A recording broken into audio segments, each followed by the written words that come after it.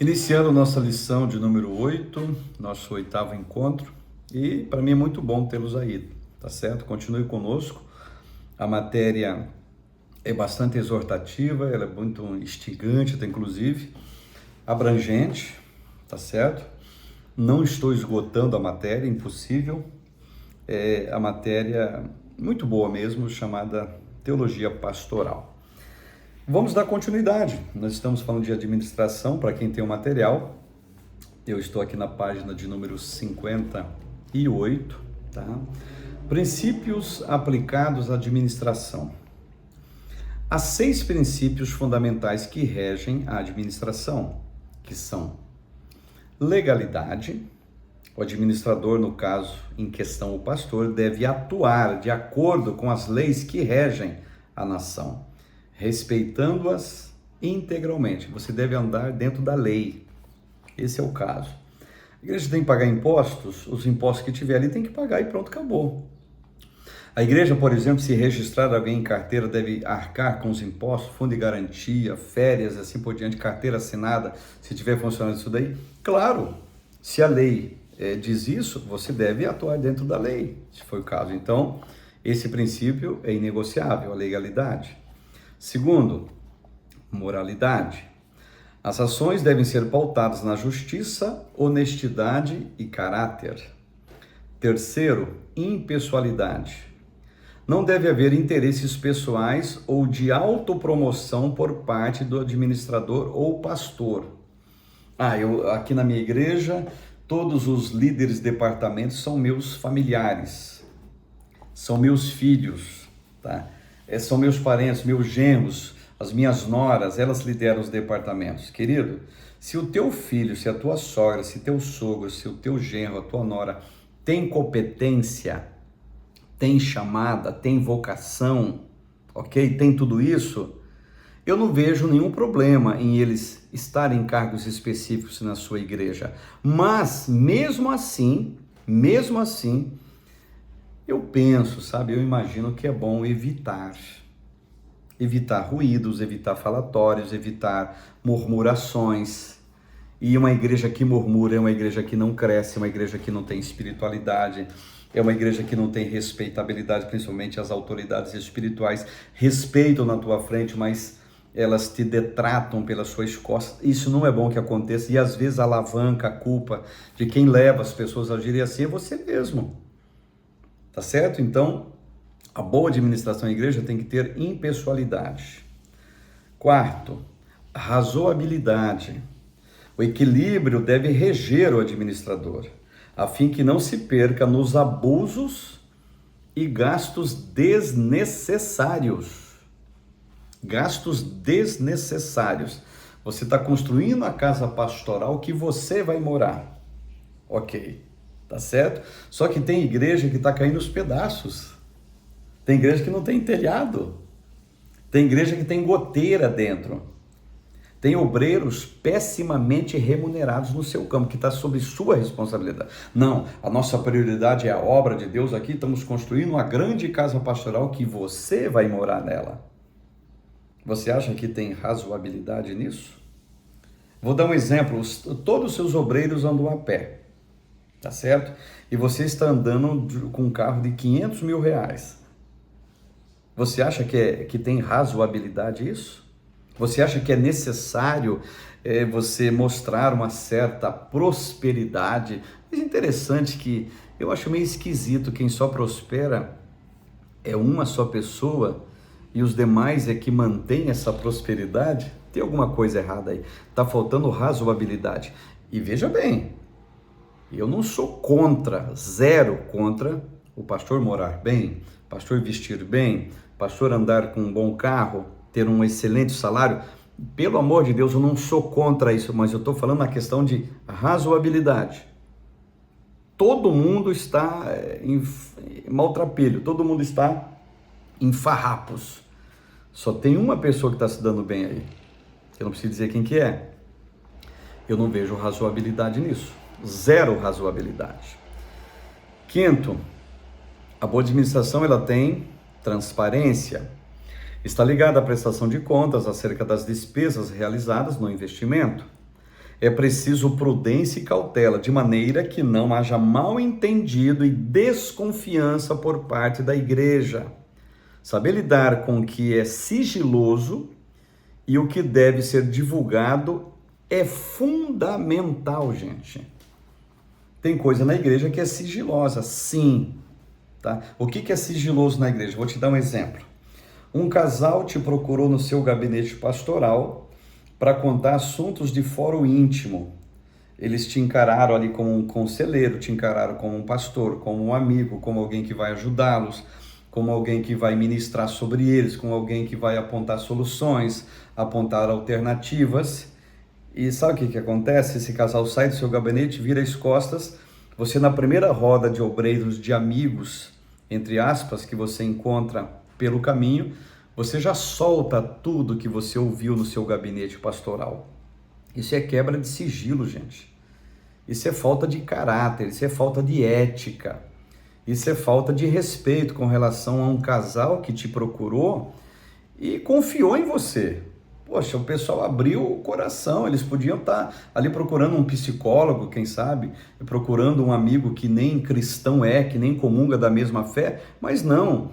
Ele foi procurar o seu pastor e o pastor quebrou esse sigilo que... Gente, mas eu comentei porque o casal não me pediu segredo. Ô meu chapa, eles entraram no teu gabinete a portas fechadas, ainda precisa pedir segredo de assuntos de fórum íntimo? Você foi o divulgador de situações que devem ser mantidas em sigilo? Pelo amor de Deus, você está errando nessa parte, se comete esse impropério, errando nessa parte da sua administração. E tem coisas, sim, que devem ser divulgadas, e a divulgação de certas coisas são fundamentais. Exemplo, o pastor do nada, ele está trocando de carro 3 vezes por ano. E o carro, o pessoal sabe que é da igreja. Não passou por reunião isso daí? A diretoria da igreja não combinou essa mudança de veículo da igreja, que só está tendo um beneficiário. É claro que esse é o tipo de coisa que tem que ser divulgado. Esse tipo de coisa que deve ter assembleia. E outra coisa, eu citei aqui questão de carro, né? Mas tem outras dezenas de questões também que devem ser divulgadas. Eu citei aqui questão de um casal, como exemplo aqui, que procura um pastor, que deve ser mantido em sigilo. E tem muitas outras coisas também que devem ser levadas a efeito em sigilo, claro. Eficiência está ligado à competência, à sabedoria, à estratégia e à perícia do administrador na observância dos processos, a fim de que chegue aos objetivos traçados, a meta estipulada de crescimento. Muito bem. Administrando a Igreja do Senhor, página 59. A Igreja do Senhor exige sabedoria e perícia na sua administração. Sendo assim, é importante que o obreiro sempre traga à sua memória que ela é um organismo vivo, que está em franco crescimento, pois o organismo é vivo, pois mais e mais pessoas recebem a Cristo como Salvador e Senhor de suas vidas. Porém, ela é também uma organização que ela precisa ser comandada, gente, por meio de regras e princípios, conforme já estudamos e já passamos sobre os mesmos.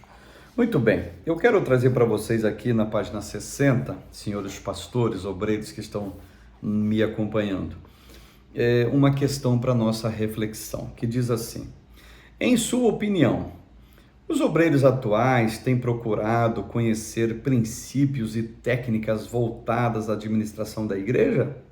É uma pergunta. Eu quero que você justifique a sua resposta. Caso você responda, aí escrevendo até, quem sabe, no material que você tem, ou para você mesmo agora. Até pode até deixar um comentário aí nos comentários desse vídeo, desta aula aqui, respondendo isso. Eles têm usado princípios e técnicas voltadas à administração? Não, mas eu não uso técnica nenhuma, não uso princípio, porque a igreja é um organismo vivo. Evidente que a igreja é um organismo vivo, claro que é. A igreja é o corpo de Cristo, Cristo é o cabeça, ele comanda. Gente, a sua parte espiritual, a sua parte devocional, a sua parte de adoração. Agora, as estratégias de crescimento, de administração, forma que lidera, forma que aplica os recursos, forma até de liturgia de igreja, gente. Isso cabe ao pastor, pessoal. Isso cabe a quem está administrando. E esses quesitos aqui que eu citei para vocês, senhores, tem técnicas para isso. E técnicas muito boas que dão certo. Ah, você está fazendo tudo no braço, digamos assim. Não, Deus comanda tudo. Gente, queridos, tem coisas que Deus deixou para nós fazermos, para nós realizarmos. Então não adianta, você coloca tudo nas costas de Deus, olha, se não está dando certo é porque Deus não quer. Não esconda a sua incompetência atrás de clichê religioso, tá? Não esconda, por favor. E por falar em religião, religião é uma grande propaganda de marketing que tenta vender um produto que não existe, tá? Isso é religião. É por isso que você não está lidando com religião, você está lidando com o povo que se chama pelo nome do Senhor, você está lidando com a noiva de Cristo de maneira metafórica, e sim, para liderar a parte da organização, existem várias estratégias, e estratégias muito boas até inclusive. Página 61, o pastor e os cuidados com o povo de Deus. Assim como um pastor de ovelhas precisa cuidar do seu rebanho, alimentando ou livrando dos perigos e curando-lhe as feridas, o servo de Deus chamado para o pastorado deve desempenhar o mesmo papel para com a igreja, as ovelhas do aprisco de Cristo. Então as pessoas têm inúmeras necessidades, sendo que o que as resume é justamente o sentido de cuidado, gente. O verdadeiro pastor se ocupa em conhecer os seus membros, tá? Em suas peculiaridades, com suas características próprias, de maneira que lhes ofereça o suporte adequado, pessoal. Todo pastor deve ter isso, botar o coração no rebanho, tá? Se você está dirigindo uma igreja, se o teu coração não está mais nesse rebanho, eu tenho uma notícia para te dar. É hora de você sair, tá? É hora de você dar lugar para outro. Porque quem pastoreia, subentende que cuida. E quem cuida, subentende que se preocupa, sim, com as dificuldades e necessidades e limitações do grupo de pessoas, seja grande ou pequeno, que ele está liderando.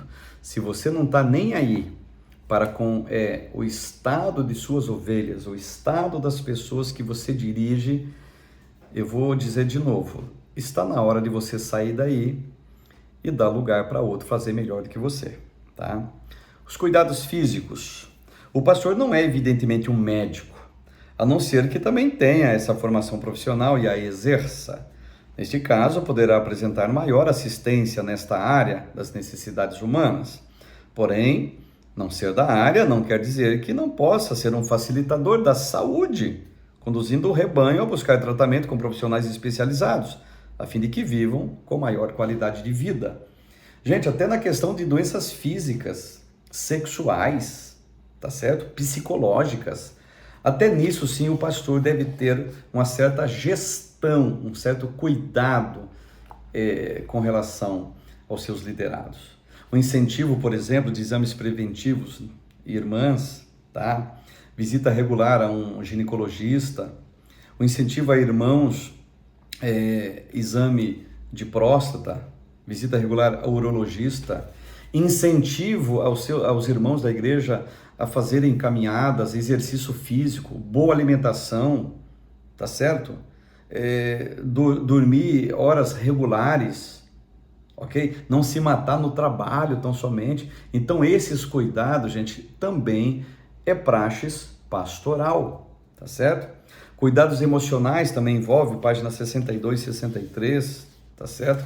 E nós temos aqui um vasto material, página, como eu falei, 62 e 63, 64, 65, que fala dos cuidados emocionais que o pastor deve ter com relação ao seu rebanho, tantos membros e obreiros, tá, gente? Liderados seus que precisam de tratamento psicológico e até de psiquiatra, urgentemente. O número de suicídios, gente, tanto de membros e de pastores, cresceu de maneira alarmante, cresceu de maneira terrível. Isso tem a ver com questões espirituais e emocionais, tá certo? O cuidado com a responsabilidade social do rebanho também. E por fim aqui uma outra questão para nossa reflexão. Por que é importante que o pastor ou obreiro tenha consciência da importância dos cuidados apresentados nesta aula ou neste capítulo? Qual é a importância disso? Eu quero que você comente até para você mesmo e pode deixar comentário aí nesta aula, por gentileza.